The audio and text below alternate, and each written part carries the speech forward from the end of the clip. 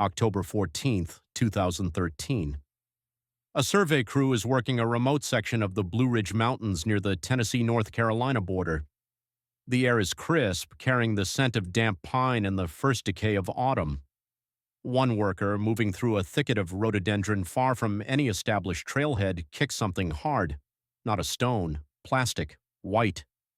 He clears away the matted leaves to find a DJI Phantom 1 drone.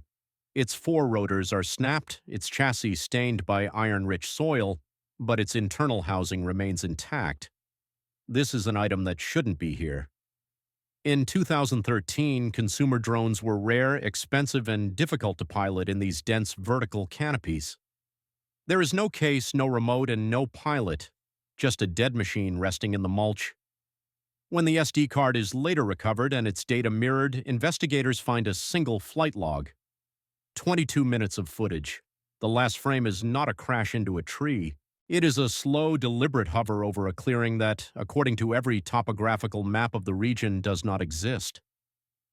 August 14, 2013, 2 months before the discovery. 7:15 a.m.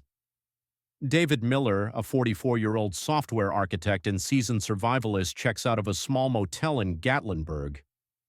Miller is what we call an expert victim. He is prepared, he is redundant.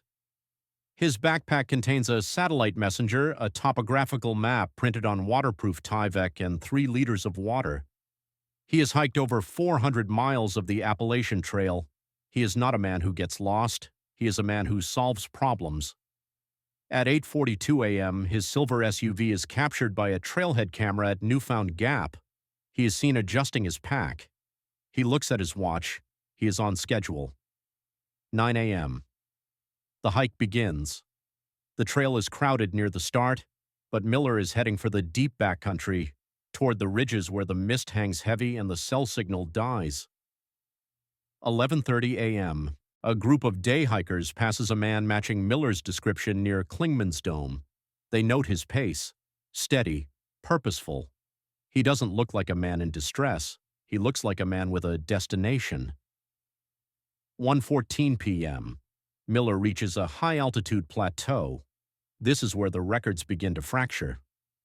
According to his GPS metadata, he stops for exactly 6 minutes. In a digital world, 6 minutes is an eternity of stillness. Why did he stop? The mountains don't explain why. 1:20 p.m. The GPS shows a sudden, erratic shift in movement. Miller leaves the trail.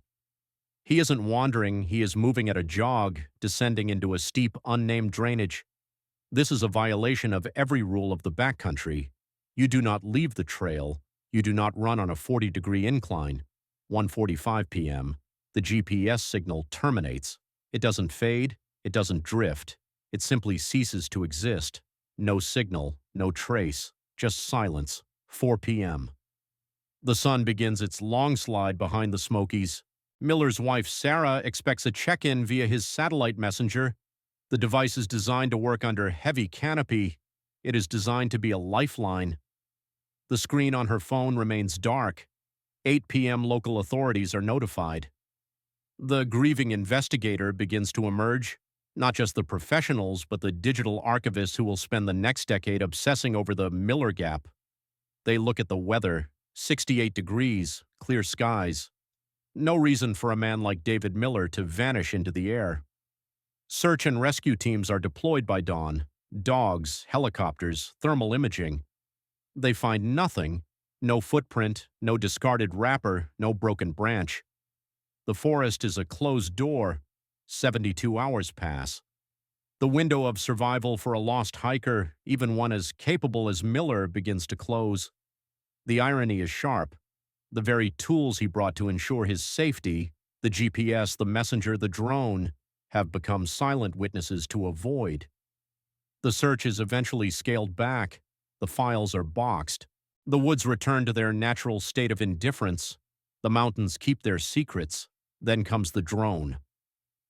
October 16, 2013. Forensic analysts in a windowless room in Asheville initiate a forensic image of the drone's internal micro SD card. They are looking for metadata. They are looking for the where and the when. The file structure is standard, but the timestamps are impossible. The drone recorded its last flight at 2 p.m. on August 14th. This is 15 minutes after Miller's GPS went dark. The footage begins with a macro shot of dirt. Someone is hand-launching the craft. We see a pair of hands. They are scarred, the fingernails caked with dark earth. They do not look like Miller's hands. Miller was a desk worker. His hands were clean, his gear pristine. These hands are weathered, ancient. The drone rises. The slow burn reveal begins. The camera tilts up, panning over the vast green ocean of the Appalachians. It is a beautiful view, but the composition is wrong. The drone is flying too high, exceeding the software's ceiling. It climbs until the trees become a carpet of moss. Then it turns. 2:08 p.m. The drone begins a dead-straight flight path toward a depression in the ridge. The gimbal is locked. There is no GPS drift, no wobbling against the wind. It moves with a terrifying mechanical precision. 2:15 p.m. The drone reaches the clearing. In the footage, the clearing is perfectly circular. The trees around it are not broken or cut. They are bent outward, as if a great weight has been resting on them for centuries. In the center of the clearing sits Miller's backpack. It is standing upright. It looks like it was placed there by a curator. 2:18 p.m. The drone descends. It drops to within 5 feet of the ground. The camera captures a macro shot of the backpack's nylon texture. The rain cover is deployed, though it hasn't rained in weeks. Attached to the side of the pack is Miller's satellite messenger. The on light is blinking. It is sending a signal that no satellite ever received. 2:22 p.m. The drone hovers. For 4 minutes, the footage is a static, unblinking stare at the backpack. There is no movement in the trees, no birds, no wind. Then the footage simply cuts to black. No crash, no low battery warning, just an end. Why would he leave his pack? Why would the drone find it when the helicopters couldn't? Investigators returned to the coordinates extracted from the drone's flight log. They found the ridge, they found the trees, but there was no clearing. There was only dense, impassable thicket, no backpack, no Miller. The coordinates point to a physical impossibility, a space that exists on a digital record but not in the dirt. Imagine you are standing on that ridge. You are looking at your GPS. It tells you that you are standing in an open field, but your eyes see only thorns and ancient oak. You realize that the technology isn't failing. The reality is. This is the reconstruction. We look at the items found in Miller's SUV weeks later. A half-eaten granola bar, a map with a circle around a peak that doesn't exist on any USGS chart, a journal with a final entry that reads, "The frequency is getting louder. It sounds like hummingbirds." We obsess over the granular details because the alternative is to admit that a man can be erased. We use technical terms like thermal imaging and metadata to mask the primitive fear that the woods are not just trees and soil, but a predatory architecture. The expert victim is gone. The grieving investigator remains, scrolling through frames of a drone flight that shouldn't have happened, looking for a face in the static. The mountains don't explain why. They simply wait for the next hiker to step off the trail. They wait for the next drone to fall. The forensic analysis of the DJI Phantom's motherboard reveals a secondary anomaly. In a laboratory in Raleigh, a digital forensics expert notes that the internal clock of the drone has experienced a phenomenon known as clock drift, but in reverse. While electronic oscillators can lose seconds over months due to temperature fluctuations, this device's internal log shows a timestamp jump that defies the laws of silicon and electricity. Between 2:14 p.m. and 2:15 p.m., the internal ledger records a gap of 300 years, then snaps back to 2013. A glitch, a bit flip caused by cosmic rays, or a signature of the environment David Miller had entered. The investigator leans into the monitor, eyes tracking the metadata of the video files. The grieving investigator does not look for ghosts, they look for corrupted sectors. They find that the video file from the clearing, the one showing Miller's upright backpack, was recorded in a codec that didn't exist in 2013. It is a container format that would not be standardized for another 5 years. This is the impossible discovery, a machine from 2013 found in 2013, containing data written in the language of the future. The reconstruction of the expert victim begins to take on a darker hue. We look at Miller's background again. He wasn't just a software architect, he was a consultant for signal processing. He spent his career studying how waves move through matter, how data is lost in the noise. His journals, recovered from his home office, are filled with sketches of null zones, places where the electromagnetic spectrum collapses. 7:02 a.m., August 12th, 2 days before he vanished. Miller writes, "The Smokies' blue mist isn't just scattering light, it's scattering time. If you hit the right resonance, the map becomes a lie." Why would a man of science write this? The mountains don't explain why. We turn our attention back to the footage. 2:23 p.m. The black screen at the end of the drone's flight isn't empty. When the gain is boosted by 400%, the static resolves into shapes. These are visual echoes. There are figures standing just outside the circular clearing. They are tall, their limbs elongated by what the analysts call rolling shutter distortion, a common glitch in CMOS sensors where fast-moving objects appear warped. But these figures aren't moving fast, they are perfectly still. They are standing in a ring around the backpack. There are 12 of them.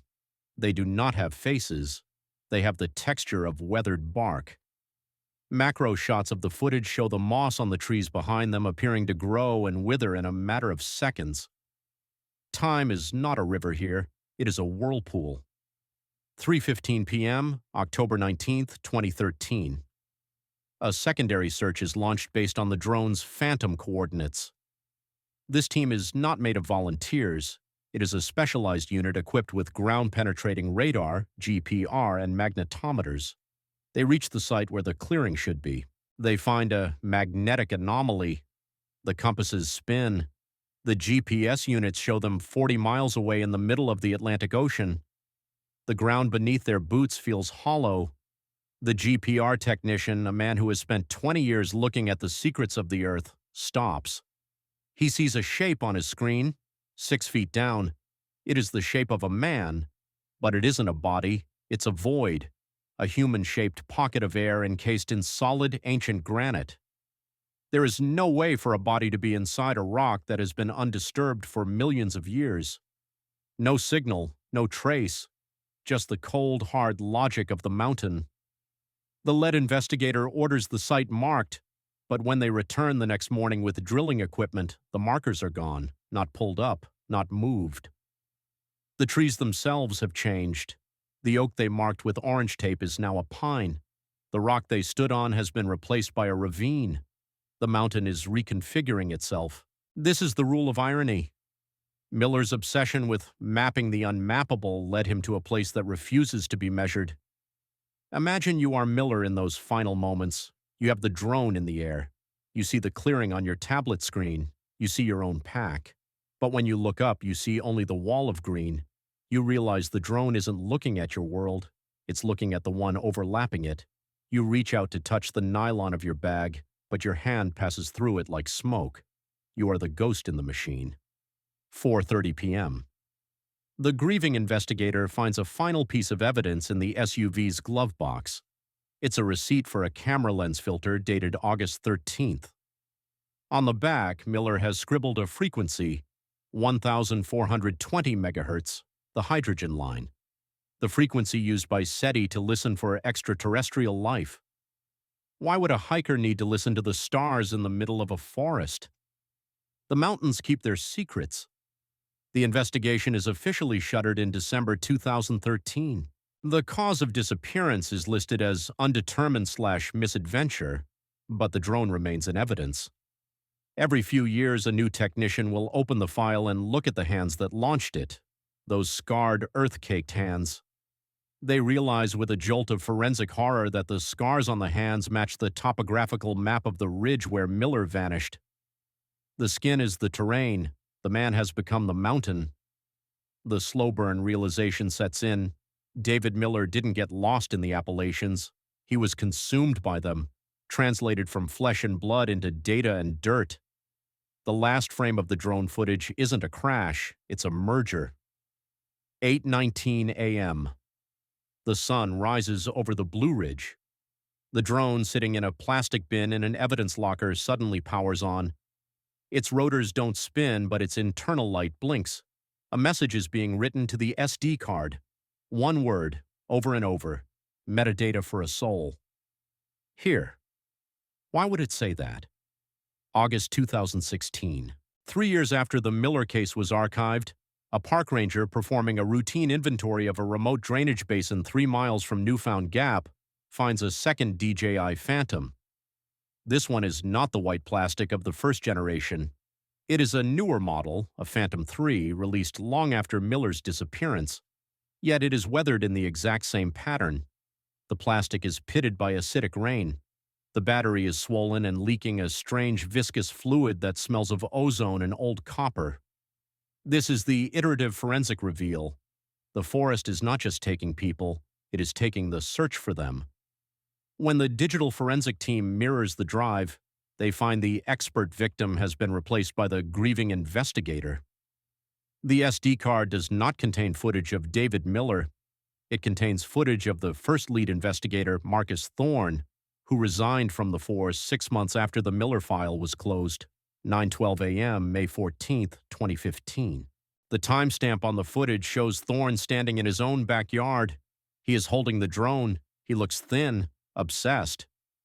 He is looking at a printout of the drone footage from 2013, the macro shot of the scarred hands, 10:45 a.m. The footage cuts to the trailhead. Thorne is not dressed for a hike. He is wearing his old uniform, though he no longer has the badge. He is carrying a thermal imaging camera and a handheld radio. He is not looking for a man. He is looking for a frequency. 1 p.m. Thorne enters the void. The footage becomes choppy, marred by static-filled archival footage effects.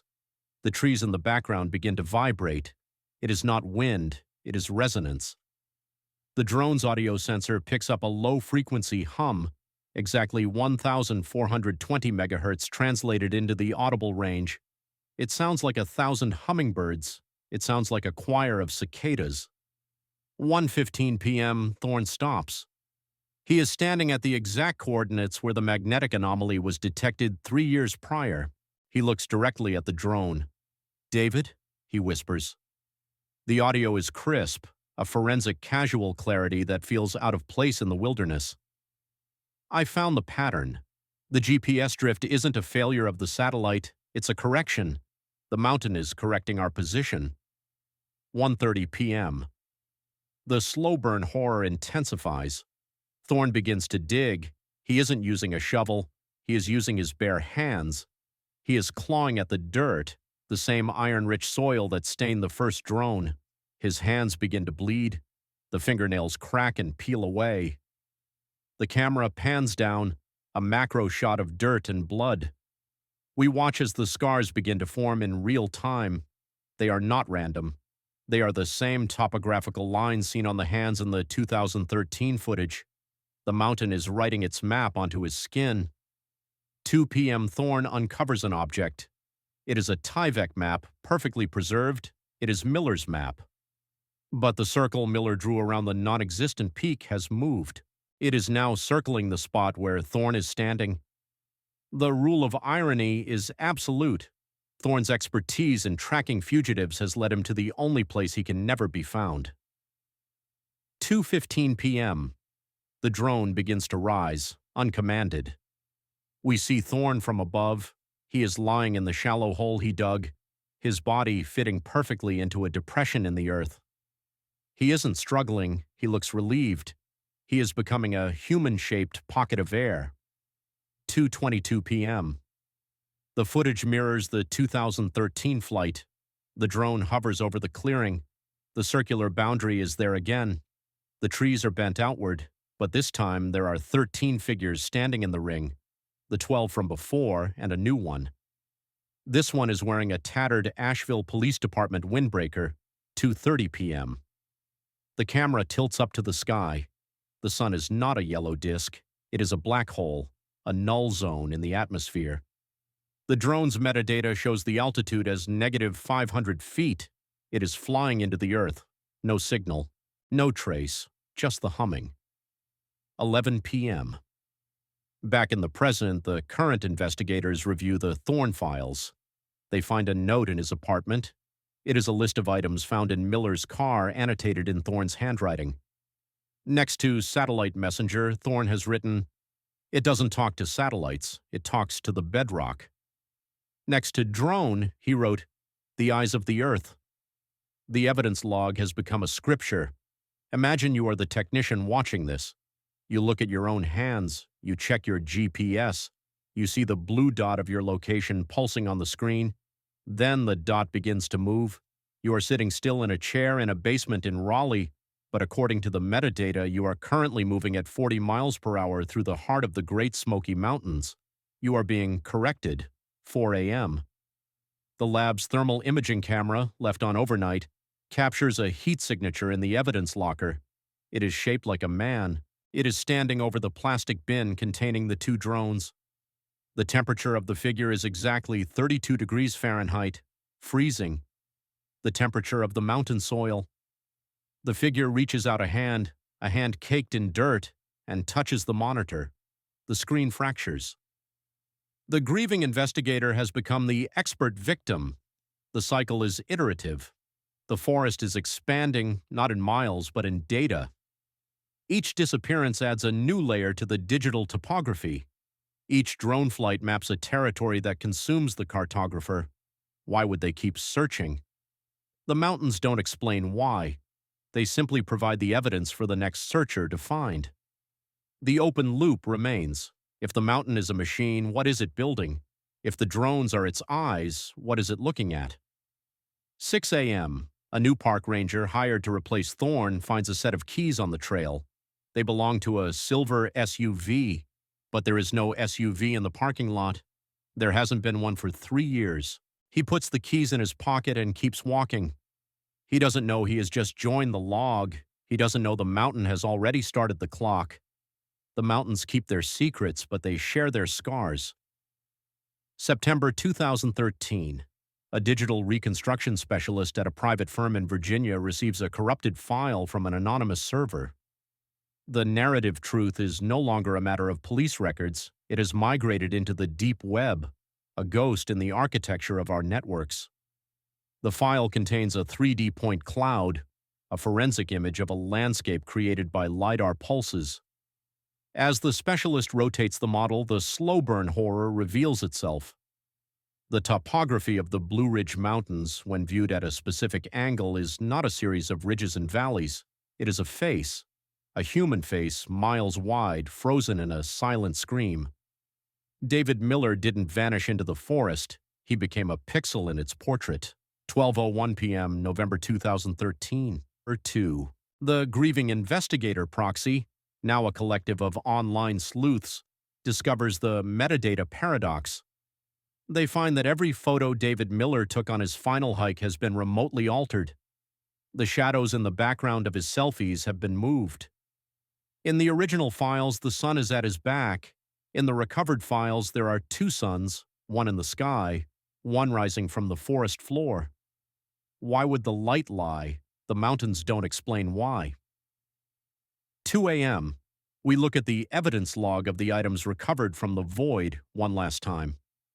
A wedding ring found balanced on the tip of a pine needle, a pair of hiking boots fused into a single block of quartz, a digital watch that displays a date in the year 2074. These are the impossible discoveries that anchor the tragedy in the mundane. They are the physical debris of a collision between our world and something that does not obey the laws of entropy. The expert victim is a concept we created to make ourselves feel safe.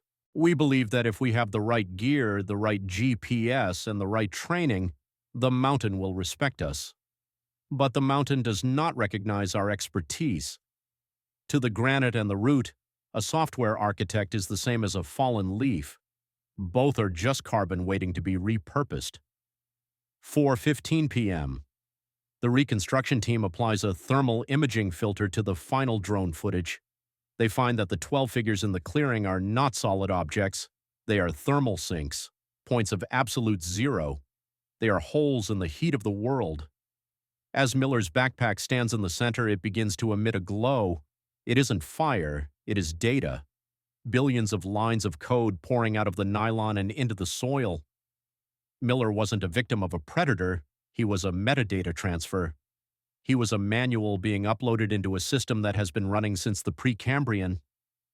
5:30 p.m. The final flashbulb transition. We see a photo taken by a trail cam in 2024, 10 years after the search ended. The image is grainy, filled with static-filled archival footage artifacts. It shows a man standing by a creek. He is wearing a 2013-era hiking vest. He is holding a drone. His face is a smooth expanse of skin, no eyes, no mouth, just a surface that looks like weathered shale. He is looking directly at the camera. He is waiting. 6 p.m. The grieving investigator realizes the ultimate irony. The drone wasn't found by accident. It was pushed back into our world. A lure, a way to ensure that more experts, more investigators, and more technology would be sent into the drainage. The mountain is hungry for information. It is eating our sensors to learn how we see it. It is evolving. No signal, no trace, just the humming. Imagine you are standing on that final summit. You feel the vibration in your teeth. You look down at your phone and see that your battery is at 100%, then 0%, then 100% again. You realize that you are no longer a person. You are a variable in a calculation you cannot understand. You try to turn back, but the trail behind you is gone. In its place is a circular clearing, and there, in the center, is your own backpack, waiting for you to step into the ring. This is the moral warning of the Appalachians. We have mapped the moon. We have mapped the seafloor. But we have forgotten that there are places that do not want to be seen. There are voids that look back through the lens of your camera. When you go into the deep woods, you are not a visitor. You are an input. The mountain keeps its secrets, but it is always looking for more. The drone's last flight didn't end in the woods. It ended in you. As you watch this, as you process the timestamp pacing and the forensic storytelling, the mountain is mapping your reaction. It is recording your pulse. It is updating its coordinates. Why would you stay until the end? The mountains don't explain why. They simply wait. 11:59 p.m. The screen goes black, but the hum, that high-frequency vibration of 1,000 hummingbirds, remains in the room. It is the sound of the open loop closing. It is the sound of the mountain saying, "Here." There is no more evidence to find. There is only the silence that follows the discovery. The case is not solved. It is merely finished. The narrative truth is that some things are lost because they were never meant to be found by us. They were found by the earth. And the earth does not give back what it has claimed. No trace, no signal, just the mountain, just the secret, just you.